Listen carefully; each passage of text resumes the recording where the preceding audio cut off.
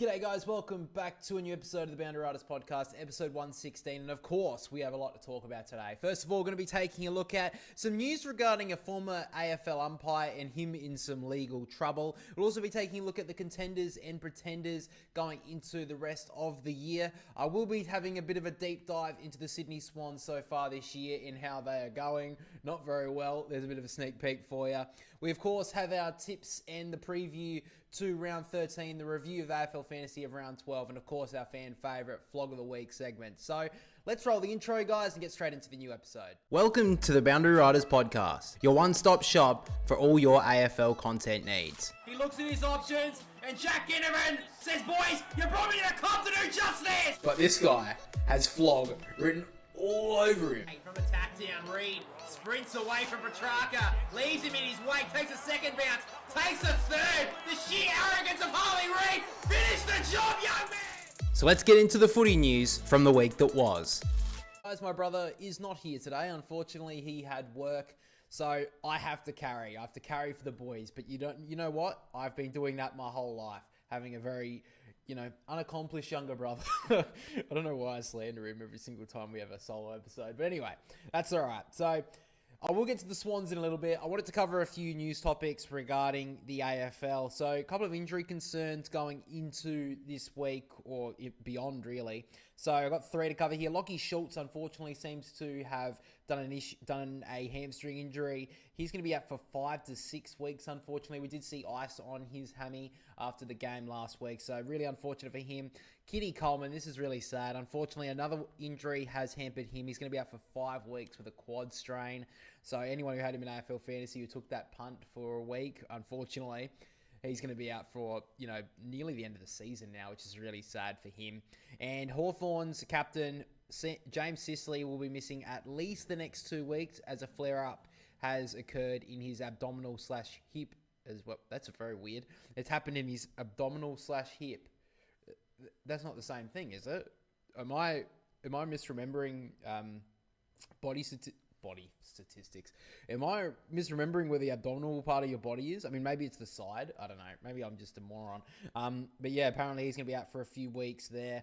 The Hawthorn injury list that they released, though, does say that it's unknown. So maybe a little bit more of a watch. But maybe this is a reason as to why we've seen James Sicily in such poor form over the years. So maybe that's something that the Hawks will try to rectify towards them pushing, hopefully, for finals. I mean, it's a bit of a question mark right now if Hawthorn will be getting that far. But we just have to wait and see. I did the rest of the season predictions on the channel, main channel on Monday.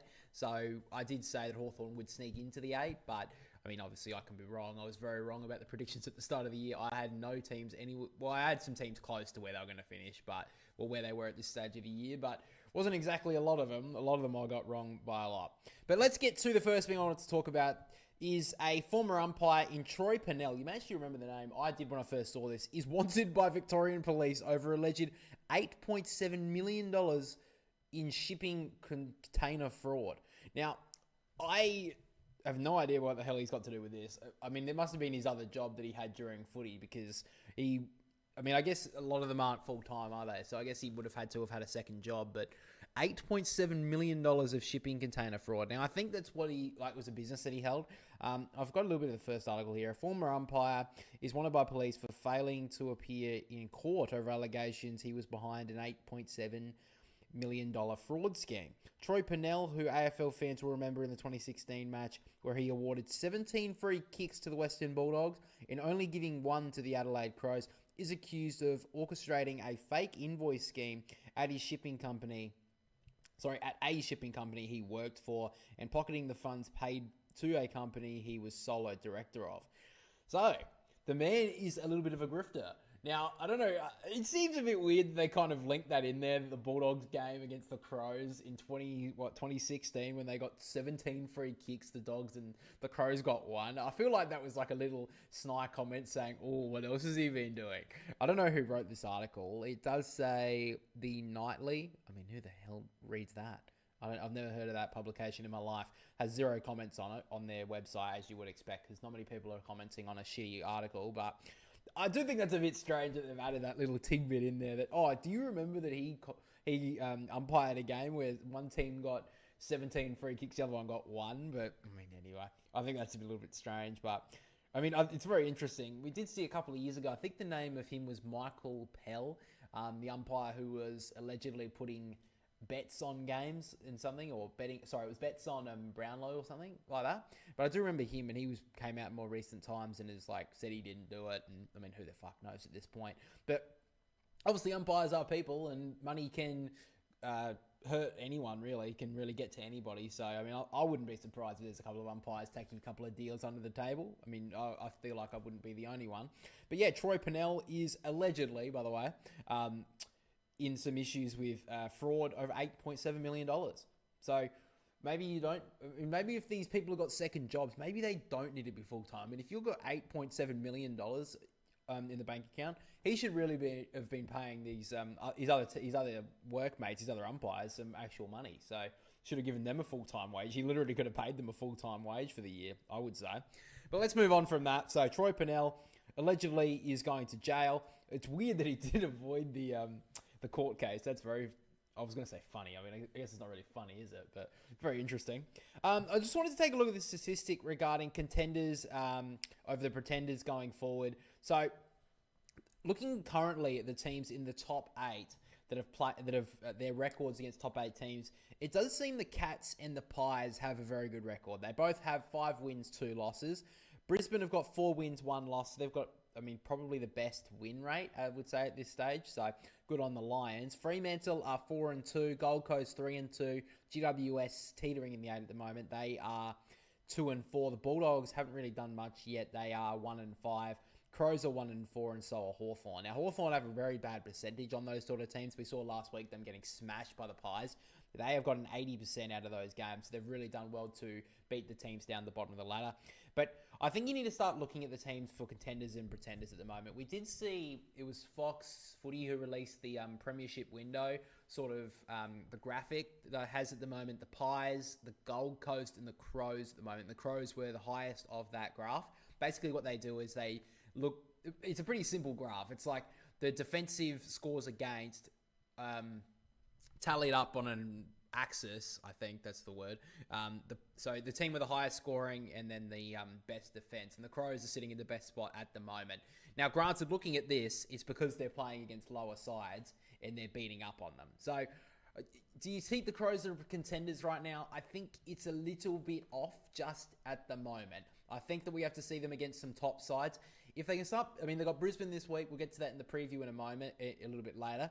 But if they can beat teams like Brisbane and they can beat some other teams around that mark going into finals, because I think they have to make finals at this point, then I will give them a chance of being contenders, because their defense has really surprised me so far this year that they've been really, really good. Now, obviously, last week against the Swans, I mean, I think literally a waffle side could have walked out there and done a pretty good, decent performance against the Swans attacking line, because they were fucking dreadful.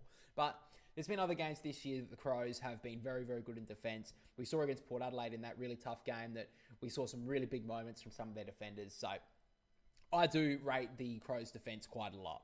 Now, Hawthorn, I just don't know where they're at the moment. I think they'll hit some form. I don't think they're fully out of it. I think that they're still a pretty young side, so it's going to be a bit difficult for them. But I think they'll be okay. The Western Bulldogs sitting in 7th spot on this contenders v pretenders, or contenders versus pretenders list. They're 1-5, so they haven't really done that well against top teams. Now, granted, they have a pretty tough start to the year. I know they played Collingwood at one point and nearly won that game when they were without a lot of top-end players. So I don't rate this a lot on the Bulldogs, so to speak. I don't think this is a bad list so far. I think the Dogs can definitely win. You know, they're 3rd or 4th on the ladder at the moment. Oh, sorry, they're just outside the 8 at the moment, I'm pretty sure. But I think they have been one of the best teams in the competition so far. They're obviously just coming off the bye. Going to be a tough game against the Hawks this week, who are going to look to respond. But I think they're going to be really high up there when things keep on going, because their percentage is just so good. They got 126.5. They'll be able to smash teams down the bottom, which is a really good sign. And they've been able to compete against a lot of the top-end teams. Now, they also had the Gold Coast Suns, which are one of the top 8 teams, of course, and that was in Darwin. I think if that was at the Gold Coast, I give the Dogs a real chance of winning that game. In the Gold Coast, though, it's just too hard, it seems. Against the Lions, they really should have won that game in in Norwood, but they lost it. Collingwood, they were close, just couldn't beat them in the end, and they were able to beat the Giants I think it was like 3 weeks, it would have been about a month ago now. And Fremantle, they played earlier in the year as well, and just they had a really poor team in, I remember. So the Bulldogs, I don't think that's really a concern. They haven't beaten any top-end teams just yet, because I think now with a full-strength side, they're going to hit the end of the season like a house on fire. I think they're going to be real contenders this year. The Giants sit in an awkward position, in my opinion. They've been able to get some things together in some games, but then like last week against the Tigers, like they should have lost that game against Richmond. They were dreadful throughout the majority of the game, and then they've got to really praise Callan Ward. Even through injury, he was able to inspire them, and they got over the line against the Tigers. But they have been so up and down this year.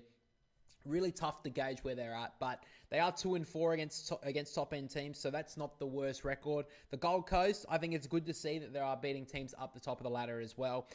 They've had some pretty disappointing performances, though. They come up against the Cats in Geelong this week. If they can find a way to win that game, it would be the first time they win down in Continia Park. It would probably be their best win in their history, I would say, if they can beat them down there to this point. And they should make finals. They have a lot of good games at home. But again, they did drop a game against Fremantle, which they were expected to win. So they've really got to consolidate their position in the 4 at the moment. They've got to try and get a couple of big wins against teams below them.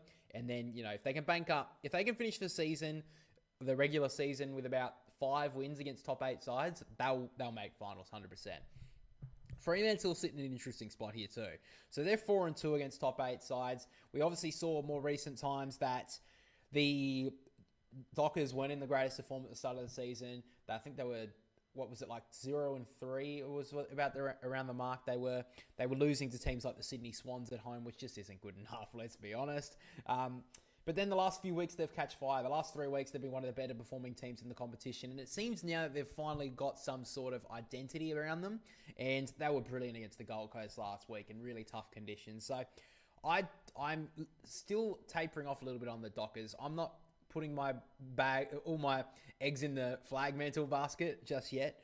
But they are improving. And I think if they can continue this sort of form going after the bye, then I think that I can definitely see themselves being a real contender at the end of the year. I think they had the list to really build. So Fremantle definitely keep an eye on. Brisbane being 4-1 against top 8 teams, they've just been able to find a way so many times this year to get a win when they don't really deserve it, or they've just been able to find some heroics in a final quarter or something like that. Now against Essendon last week, they were pretty poor in the second and third quarter, but in the bookends of the game, they were able to find what they needed. And the game against the Hawks a week before, they were really, really good. They really came out of nowhere. But the games before that, they were against the Demons, they lost, and they've been a bit of a roller coaster. But I've said it so many times on the channel, on the main channel even with the reviews, that I really rate the Brisbane Lions. I think that they can, when they catch fire, they are one of the best teams in the competition. And we saw last year when they caught fire around 14 or something. They won a premiership off of just, I wouldn't say it's momentum because they were a very good team already, but momentum is such a big factor in those sort of things, especially moving towards a premiership. Not many teams win a premiership if they haven't had really good form going into it. So I think that's Brisbane, if they can hit some form, going around, I think their buys in round 16, so they've got one of the later buys. If they can hit that round 17 game and just go from there, I think they can be right up there at the end of the year. The Pies with the Cats are both 5-2. Collingwood first. I think that they are the team that's leaps and bounds in front of everyone at the moment. We've seen how good they are.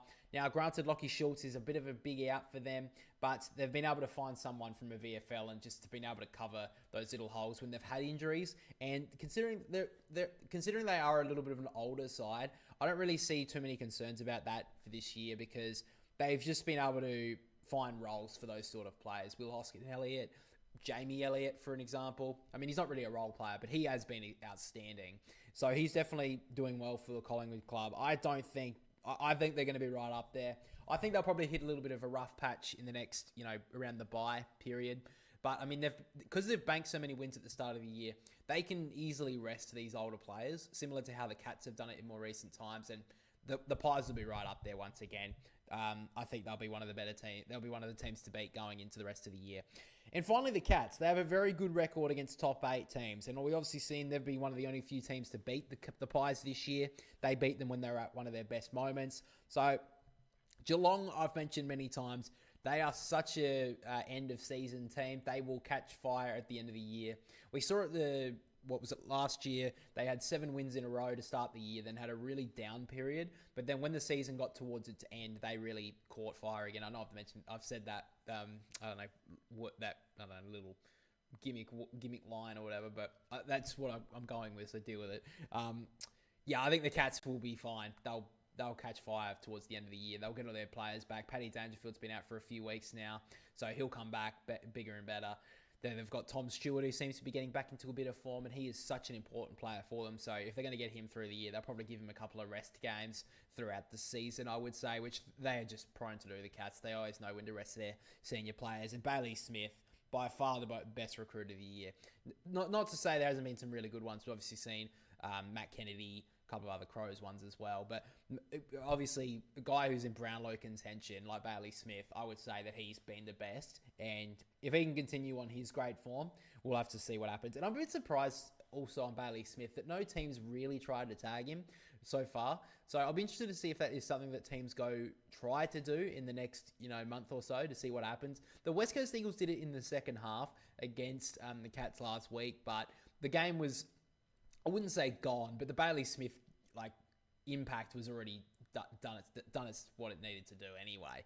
So I think that most teams now will start to try and maybe put some attention into Bailey Smith. Maybe even just try to get under his skin a little bit, because he's a little bit prone to that, as we've seen. But overall, right now, we did see when I predicted the rest of the season that I had the Cats winning the premiership. And, I think right now, looking at those teams there that have been playing against the contenders, I would have to go the Cats, the Pies, the Lions, and Fremantle and the Dogs are my contenders right now.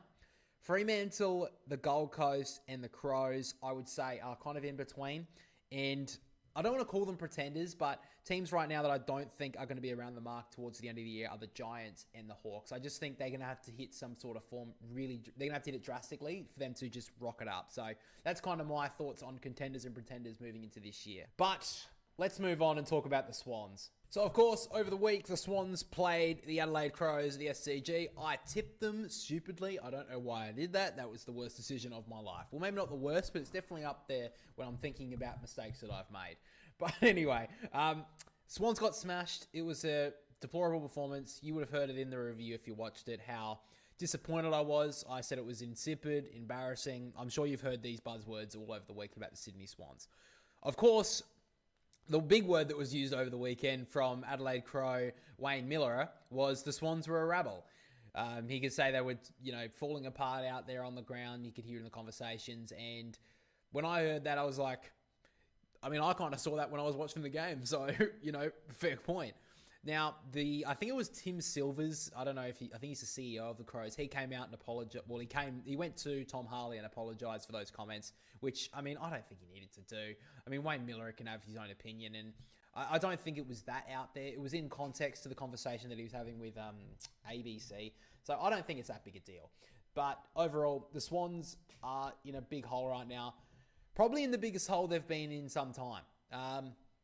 Even in those years that the Swans were missing the finals, 2019 and 2020, there was always light at the end of the tunnel. The Swans knew what they were doing. I saw what was happening. The Swans were quickly regenerating to then go push for another big, top 8, sitting on top of the AFL ladder. The Swans always tend to do. Right now, though, it's a little bit of nowhere's land. No one really knows what the Swans are going to be able to do next. Dean Cox has taken over. There's a lot of uncertainty around the team. He doesn't seem to have a game plan, and it's getting a bit concerning. Now, you can't sack him on, 3 months of a season? What has it been? Maybe 3 or 4 months of the season. I'm not saying you should sack the guy. Clearly not. If you think that, I think you're hugely overreacting, and I think you've maybe one of the sperm of maybe you're related to Kane Corns, because that is just a huge overreaction. However, he needs to find something quickly, because he needs to find some sort of identity, because this team is just doing nothing out there. We've seen over the last few weeks at the very least, from stoppage, all they do is just bomb long. They don't have a forward line that wants to compete, and the defense is so under pressure that they just concede so much score. And also, the midfield isn't playing defensively either. So all of it is just not looking great for Sydney. Now, of course, the injuries are a factor, but you can't be losing games so badly, like just losing with basically just huge lapses in, effort, I would say. We saw, the Crows kicked 12 goals in a row, and the Swans didn't stop it. We saw in the game against the Demons, the game was pretty much gone after the half-time, but it never really felt like the Swans were in it. But then 3 weeks ago, they had a good win against, who was it? We had a win against the Giants, was it? Was it the last win against the Giants? I'm pretty sure. I'm pretty sure it was the Giants. But we're just not playing that well at all. It was, maybe it was Carlton. It would have been Carlton we beat, actually. Yeah, so Carlton we beat. And that was a really good performance to get from Sydney. They played a really good, I would say a 4-quarter performance. It's probably our best performance of the year against the Blues. But then again, we had a poor performance against Essendon. We nearly clawed it out. We probably should have won that game. But again, we didn't win it. And the game before that, we beat the Giants. That was the game I was thinking of. So in a 5-week stretch, we've gone win against the Giants, loss, win against the Blues, loss against Melbourne, and then loss against the Crows. And the Crows was most damning. So I think plan A is to find some sort of game plan the Swans are going to have to play. Now, a lot of the Swans' game plan in more recent times has been the kick mark game, using their skill to build the ball up from halfback and then get the ball forward. And then usually a player like an Errol Goulden has been really good with his skills to just hit a lead-up target in the forward line, whether that be McDonald, Amati, McLean, or even Hayward, or Papley. But, of course, there's a lot of that that's out right now, Errol Goulden being the biggest one. So they have to do something different. Now, their pressure game that was there probably a year and a half ago isn't there at all. Now, there are a few, obviously Tom Papley being out isn't great, but that doesn't refute effort. And there are a lot of efforts that I'm seeing from Sydney lately that are borderline just not giving a crap at all. And it's getting a little bit damning, I would say. So that's something that Dean Cox needs to address, and that's something that the Swans have to improve. But on Dean Cox's point of view, I think the biggest point he needs to stop doing right now is rotating this team around with different positions and different players coming in all the time. So this year, we've already had, of course, at the start of the year, Tom McCartan started up forward. Didn't have it. Was talked about for weeks that he just doesn't have the forward structure. He's not a forward. So eventually, he finally changed his mind and put him back. It took him a few weeks to get used to it, but now he's a good defender. So since we've also had, Sam Wicks has played a defense. That one has worked. I've given him that. That is a very good move from him.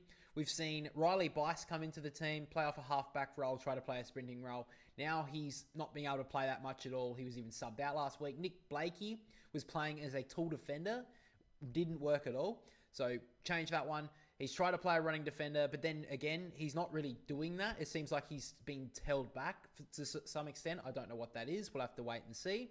Hayden McLean obviously come off injury, so that's understandable.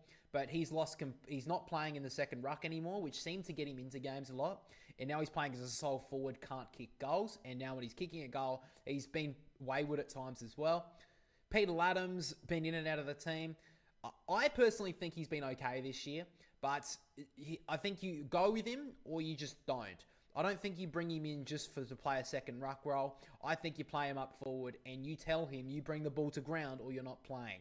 And the big one, in my opinion, is Joel Hamling. We brought him in against the Giants, I believe we brought him in, and he had a really good game of trying to limit impact from Sam Taylor and Jack Buckley, getting under their skin, and it worked.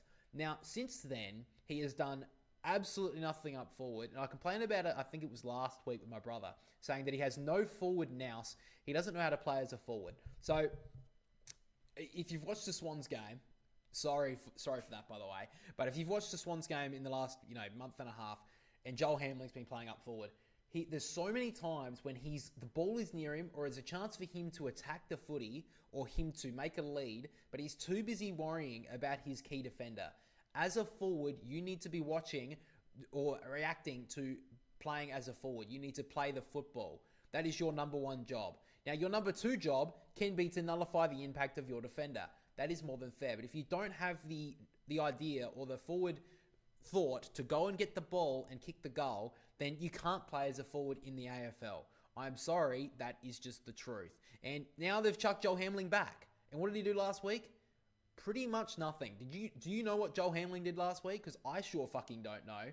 And again, why wasn't he subbed out? Why did they sub out Riley Bice why did they sub him out? They wanted to bring some run into the game in the second half. They brought on Cleary. They subbed out Bice for fuck's sake.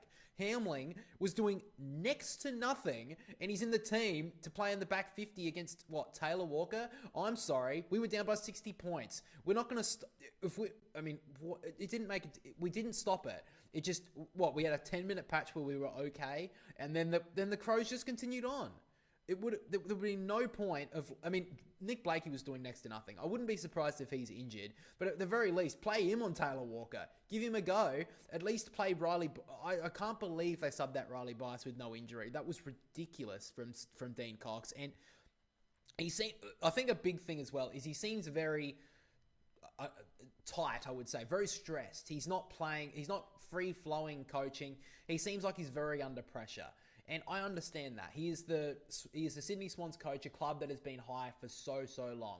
And even when they were down for those couple of years, everyone knew what they were doing. They were rebuilding, a quick little reset with younger players to then rocket back up the ladder, which was good. And John Lloyd-Flog was a great coach for such a long time for doing that. But Dean Cox needs to find his own identity. And it's something that I think I've mentioned before. But he needs to find his identity, what he wants to do as coach. And he needs to find it quickly, because if he doesn't, the Swans are going to be further and further down the ladder. Right now, I think the Swans are third worst team in the competition, minus maybe the West Coast Eagles, who have improved, by the way, and Port Adelaide. I think those are the 3 worst teams in the competition. And the Swans have a very interesting matchup against the Tigers last week. We get to in a moment in the preview to the round, but I'm not very confident at all. I think the Tigers have a real chance of beating the Swans. They've had a good record against Sydney in previous times, so I think they can do it again.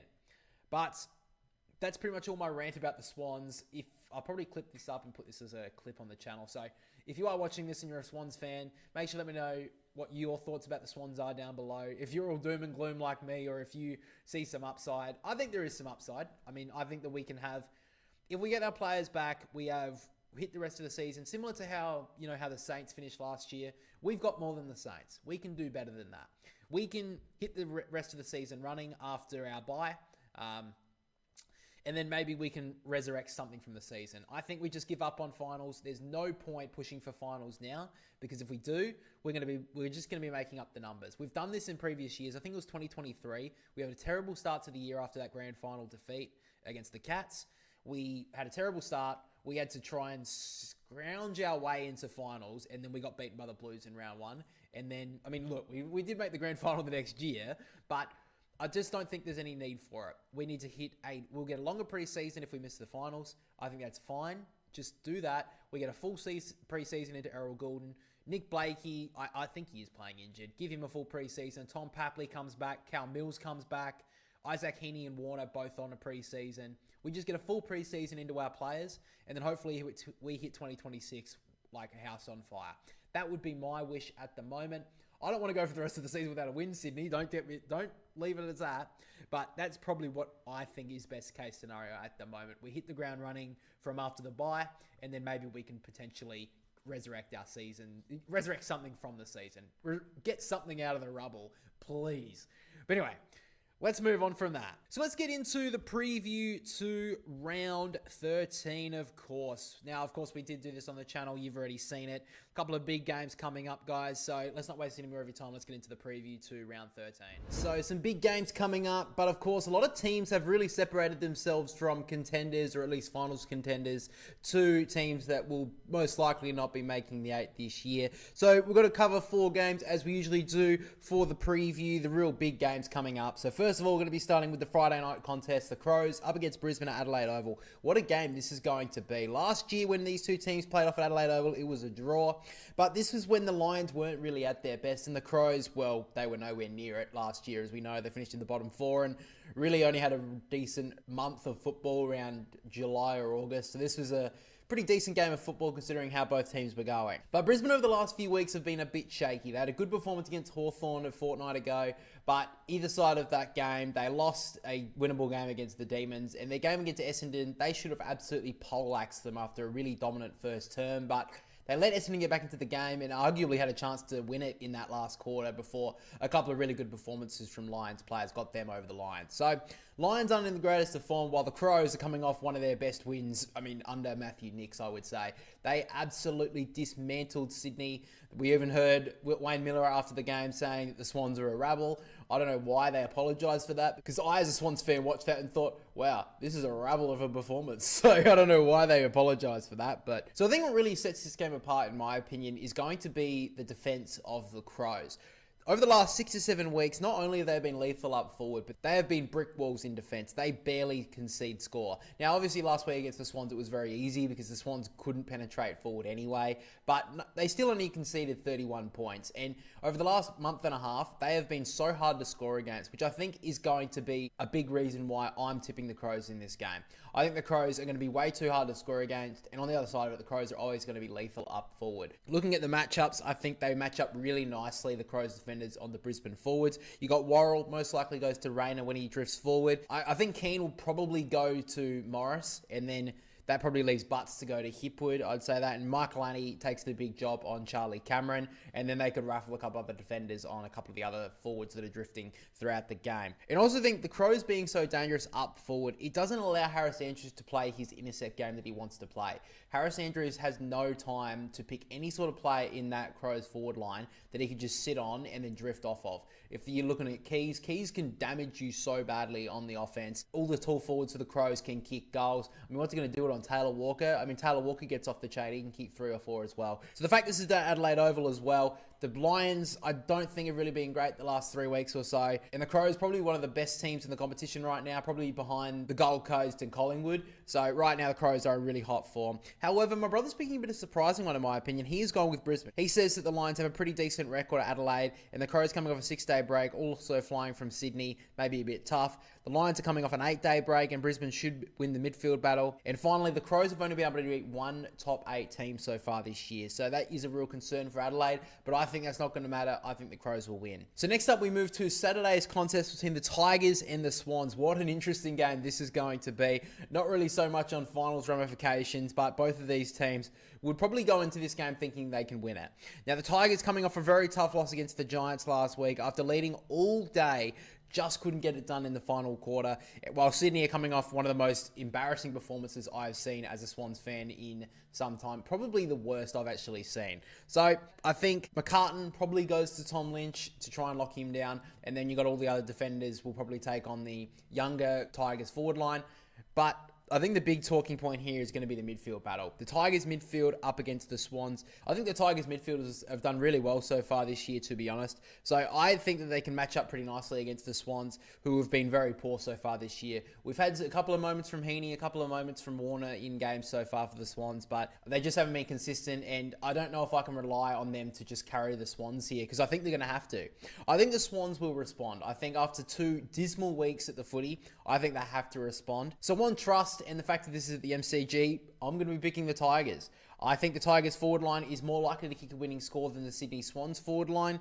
And I think the Swans, considering the Swans have had basically no game plan, it seems, from the start of the season, unless they can pull something out in the next 5 or 6 days, I really can't see them winning this game. I think the Tigers have shown throughout the year that they will fight in every single game, and I think they should go into this one as favourites. Now, I think the Swans will go into favourites on the betting and all that sort of stuff because they just have that history over the past few years of being a good side. However, I would be picking the Tigers 100%, and I wouldn't be surprised if it's 50-50 betting markets and all that going into the game. My brother's also picking the Tigers as well. He said the Swans have only won 1 of their last 3 games in Victoria. Richmond have beaten the Swans on the last 2 games at the MCG as well. Bolter coming back should bolster their defence, and he trusts the Richmond's defence over the Swans forward line, which I kind of alluded to as well. Next game we get to is the Cats up against the Gold Coast Suns, a massive game in the context of the top 4 battle. Now, Geelong have been a little bit inconsistent this season so far, in my opinion. If it wasn't for a few moments of heroics from some of their best players like Bailey Smith, Jeremy Cameron and Patrick Dangerfield earlier in the year,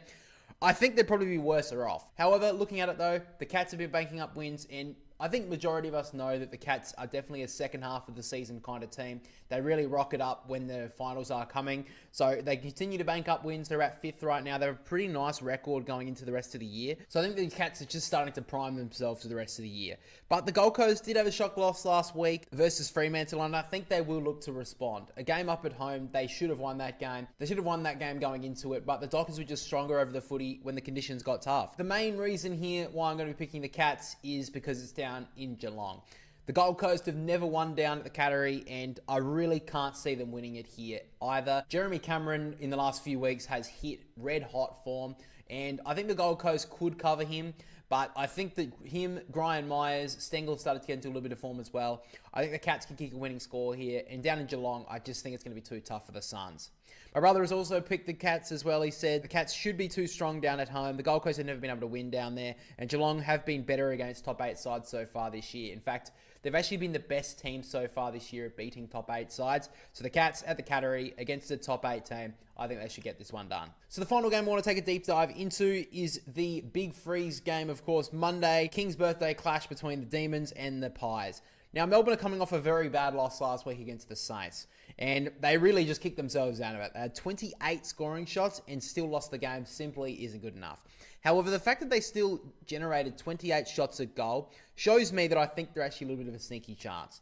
Coming off an 8-day break, they should recover well from the NT travel, and also think that Christian Petrarca, returning to the place where his season ended last year, I think he's in for a massive contest. But looking at the Pies though, coming off their win against the Hawks last week, it may well have been their best game of the year so far. It was such a complete performance. I think it's pretty difficult to pick against them in any tip at the moment. I don't think I've tipped against them so far this year, and I won't be doing it here either. Because they are really leaps and bounds in front of any other team in the competition, I just can't pick anyone else against them at the moment.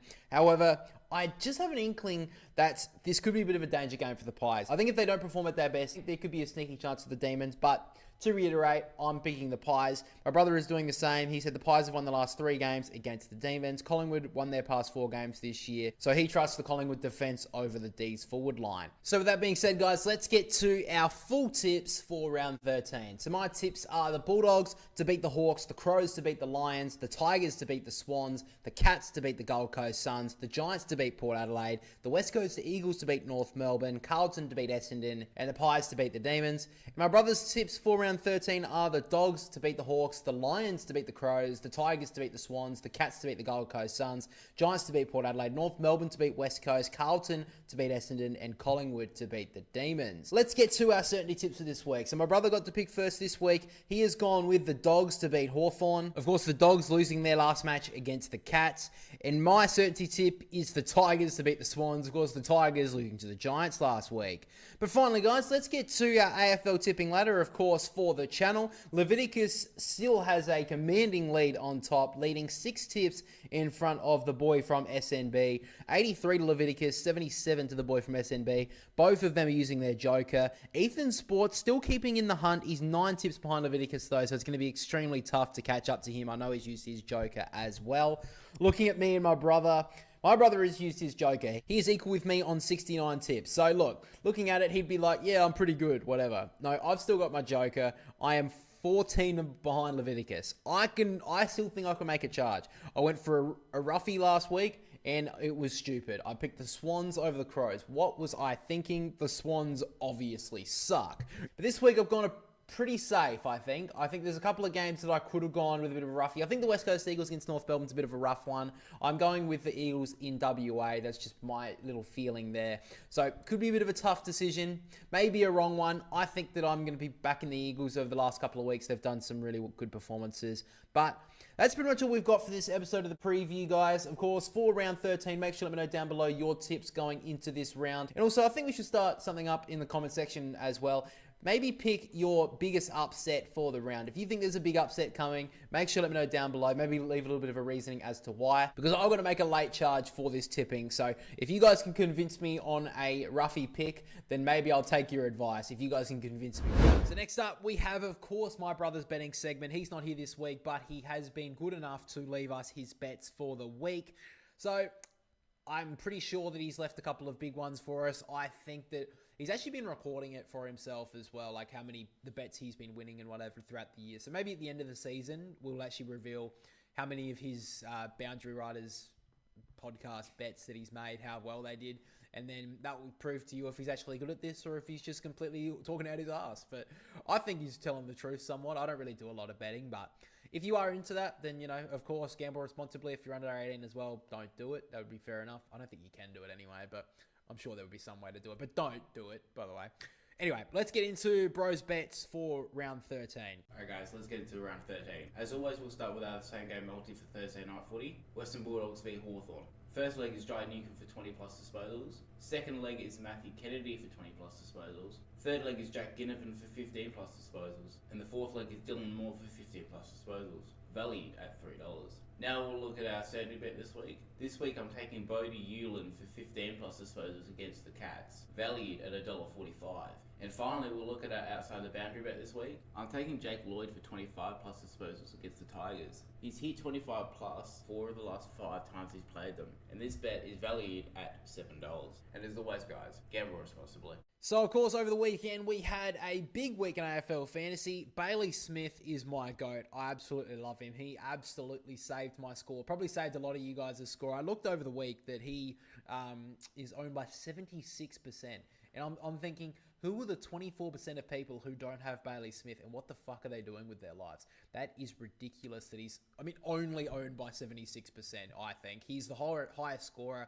He started the year at so low. What was he, like 600 or something? He wouldn't have even been more than 700.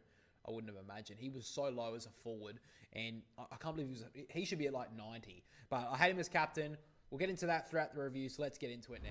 All things considered, looking at a couple of scores over the week from other people, I think I did okay. I got 1,769 for the round. That was ranked at 11,000, so look, not great, but I'll take it. I don't think it was that bad over the week. Now, a couple of good performers I want to point out first. Joe Fonte had to come into the team, scored 86, did really well, love that. Nick Dacos did nicely with the 128. Will Ashcroft, I liked his performance with the 102. Now, Luke Jackson, I did like as well with the 116. But of course, we have to mention the GOAT, the greatest of all time, the hog himself, Bailey Smith, 147 as captain. I don't know what he was talking about with that injury. He was absolutely lying. He was brilliant against the West Coast Eagles. 147, absolutely carried my team. Scored nearly a quarter of my score in the end. I'm just looking at it now. Absolutely insane from Bailey Smith. Did really nicely. So thank God for him. Increased my score, got my rank up. I think it actually went up this week, so I will take that, definitely. But, of course, there were some lower lights. Bice and Cleary. Oh my God, this is so bad. Considering Bice was subbed out at halftime for Cleary and they combined for 17 points in a game, it's not very good at all, is it? So that's going to be one of my trades this week. We'll get to them in a moment. Luke Trainer, the last few weeks, he's just fallen off a cliff, hasn't he? Really hasn't been able to perform well. Only got 31. He's one I definitely have to look to get rid of. Dawson didn't really have a good performance against the Swans. 86 was tagged by James Jordan. Didn't really have a lot of impact, but I don't think he'll care. The Crows did brilliantly in that game. Jack Bowie, 65. Would have liked a little bit more improvement there, but the conditions up there in the NT were pretty tough. Zach Merritt with 94. Did improve his score in the final term, but probably could have done a bit better. Clayton Oliver, he's so up and down at the moment. He is one I have to try and get rid of.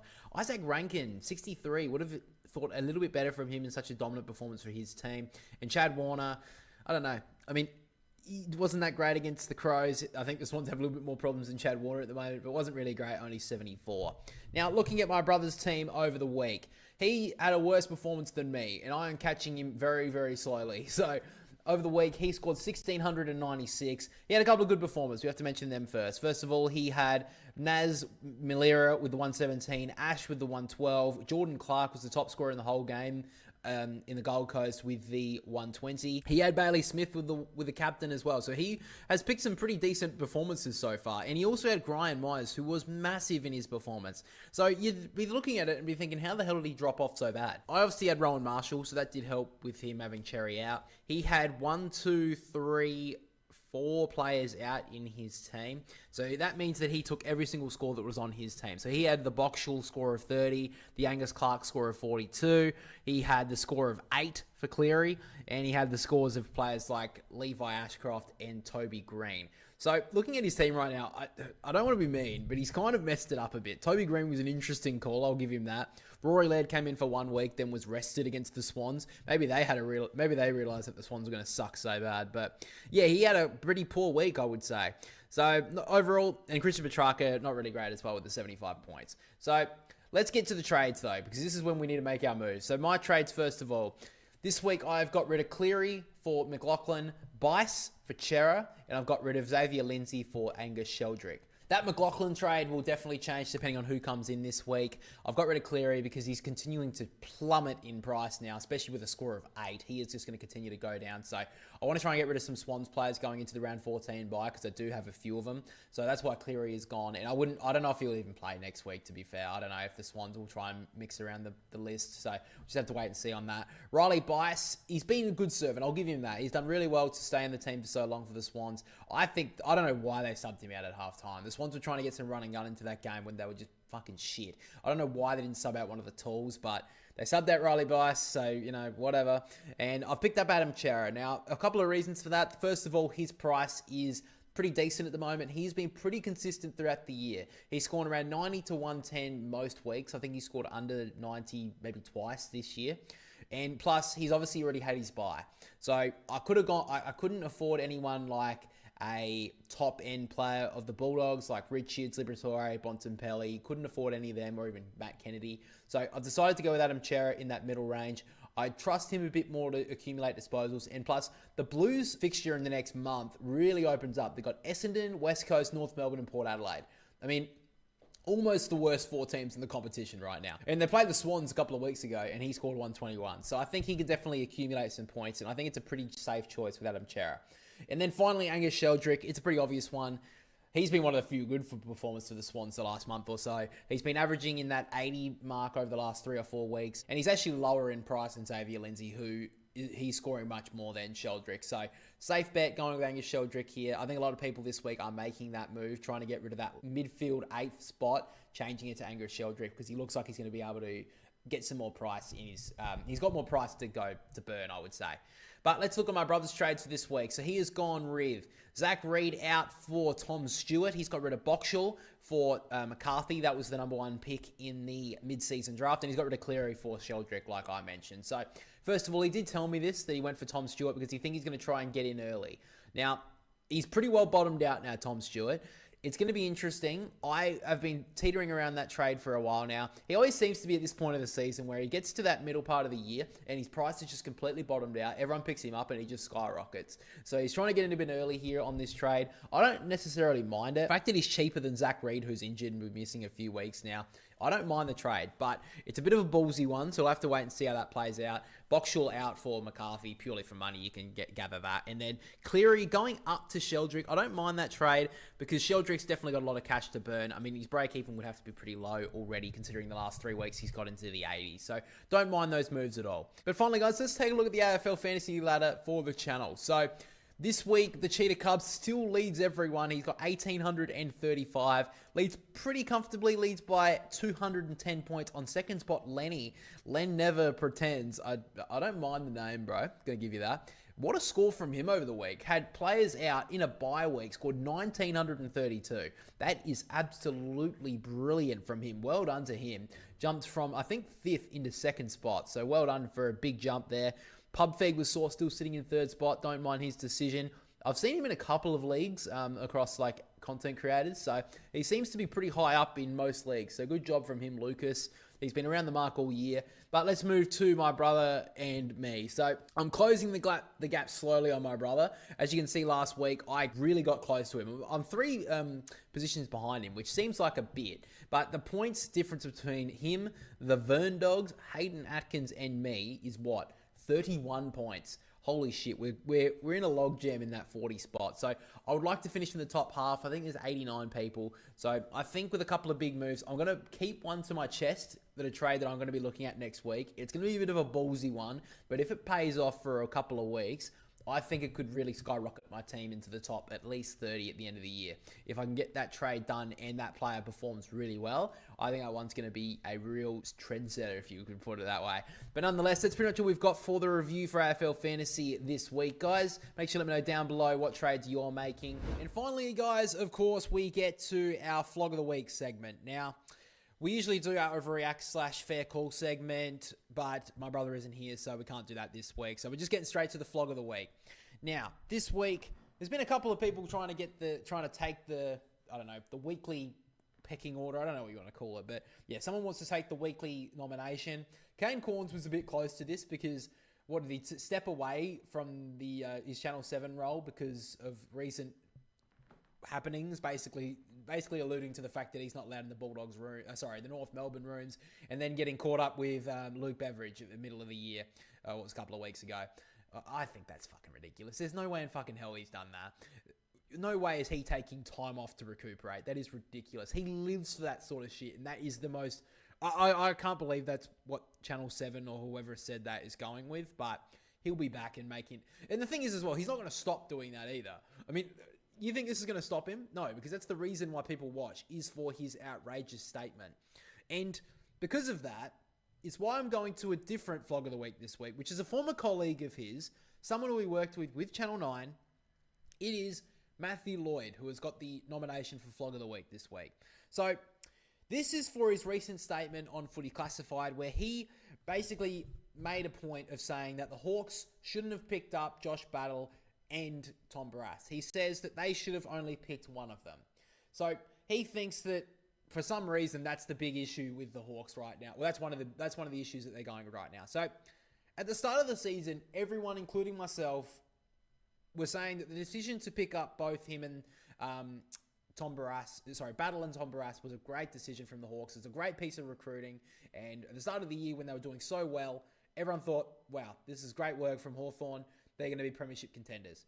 And now all of a sudden, they've hit a rut patch and we're supposed to immediately change our tune. No, I think it's shit.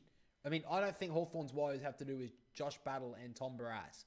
Now, I think this is a big reason why a lot of people are tending to go away from listening to the traditional AFL media. I think that it's just becoming very lazy. And I think that, I mean, the thing is, even in the interview, even in the little segment that he had on Footy Classified, Sam McClure, who's, a bloody skid mark of a fucking journalist anyway, but even he brought up the fact that he's saying that at the start of the year, everyone was lauding them for the recruitment of Josh Battle and Tom Barrass. And, everyone was saying that they were flag favourites. And instead of Matthew Lloyd addressing that criticism, he just steps aside and completely avoids the question or completely avoids the statement that Sam McClure was making, which I think is incredibly lazy. Like, I understand making an outrageous statement to try and get a clip or whatever, but at least explain your reasoning why you've made that point. Like, even in the Footy Classified B-roll that they had in the background as he was, making that statement, they showed no reasoning as to why those two are defending badly or that's a big reason why Hawthorn are playing poor right now. Just completely makes that statement out of nothing, pulls it out of thin air, and just makes that point of saying they should have only recruited one of them. Doesn't pick which one, doesn't say why, it doesn't really bring up why. He just says that they're not playing well together, which is like, not really explaining it at all. You're supposed to be an expert in the media for AFL. You're a former player. That's the reason why you're there. If you're not going to be an expert and actually bring up your reasoning as to why, like you're a person who's supposed to be there and show your expert opinion. Like you're not supposed to, you're the reason they call you an expert person. You wouldn't be on the show because you don't bring any personality to the show. Trust me, you're there for your expert opinion. And I think that's another thing as well regarding the media, in the traditional media, is there's no entertainer. There's no entertainer in these sort of shows anymore because, I get it. Like, they're supposed to be footy shows, but, even with, who the fuck watches, the front bar? But I get it because two of them are so-called comedians anyway. But I understand why that's a watchable show, but there are people in the spaces around the content making space, and I'm not talking about me because I'm not fucking that entertaining. But you talk about people like Daniel Gorringe, Will Schofield, who has been very funny in times, but he's a former player. Both of them are former players, but there would be people around the mark that are entertaining people who are there to entertain you, who can do these footy shows and, could bring up something or at least be the host of them for fuck's sake and try and bring up something funny for them or bring some sort of entertainment. But now, because the only way they get views is through making outrageous statements that mean nothing, like saying that or they have no backing towards it. And they just completely gloss over Matthew Lloyd not bringing that up. That should have been hounded and said, okay, well, why is your reasoning for that? Because right now it just seems that you're trying to pile on the Hawks. And I don't like the Hawks that much either. But you can't just make a statement like that and just have nothing to back it up. I just think that's so lazy from someone who is supposed to be an expert in this situation. So, and I think the real issue that I have with Matthew Lloyd, especially this year on Channel 9, is to do with Kane Cornes as a whole. I think it's a trend now that a lot of pundits or media personalities in the AFL space are trying to replicate the Kane Cornes mantra of making outrageous statements to get clicks. And it's basically, it's not clickbaiting, but it's borderline, I don't know if people know this term, but clip farming almost, to try and get a reaction out of people. A lot of like streamers do it. And I don't know Kane Cornes basically invented it for the AFL media. And I feel like Matthew Lloyd is trying to do that now because he's left Channel 9. Channel 9 have needed someone new. And they brought in James Hurd and Rory Sloane, but neither of them are going to do it. So Matthew Lloyd's kind of tried to take on that role. And I just don't think he's doing it. He's not doing it right, and he's not doing it well. At least when Kane Cornes usually makes one of those outrageous statements, he usually tries to back it up, even though you may not agree with what he's saying or, his backing isn't that great. Usually he tries to back it up. Like we even saw with the Harry Sheezel stuff. That was way overblown, in my opinion, from Kane Cornes. But at least he tried to back it up by like showing, he's not getting many score involvements and all that sort of bullshit. It's like, yeah, well, not everyone's going to be having 10 score involvements a game off of half back. It's just not his game. But he's also setting up a lot of chains forward that eventually could involve a goal. But I'm not getting into that. But at least he's backing it up. Matthew Lloyd makes these recently. He's been making these lazy statements that just mean nothing, and he can't even back it up, which just frustrates me because you're paid a huge amount of money. This is literally your job. You should be, if you're going to make a big statement like that, because that's what you were setting that up to be. You would have had that written in the writing room before the show began. You're going to make that statement. At least if you're going to make it, back it up with something. And it was just lazy in my opinion. So that's the reason why Matthew Lloyd has got the Flog of the Week nomination. I don't know if it's going to be a winner. We've had a couple of really good contenders so far this year, but he's going to be in there. He's going to be up there for the moment. And yeah, that's pretty much all we've got for this episode of the Boundary Riders podcast, guys. A little bit shorter one because my brother's not here. No anyone to talk back at. But I'm still going to ramble about the footy for a week, for what, 45 minutes, I would say. Jesus Christ, why do you listen to that? That is, look, we aren't monetized on this channel, but as soon as we do, I'm basically getting paid to ramble about football for 35 minutes. That is a dream of mine, and probably for you guys too. So if you want to help my dream be realized, make sure to like and subscribe, guys. Thank you for listening to this episode of the Boundary Riders podcast, episode 116. If you did enjoy it, make sure to leave a like and subscribe to the channel. If you're listening over on Spotify as well, make sure to leave us 5 stars and to follow so you're notified on the podcast and the review on Spotify every single week. But again, guys, thank you for listening. Thank you for watching. We'll catch you all next week.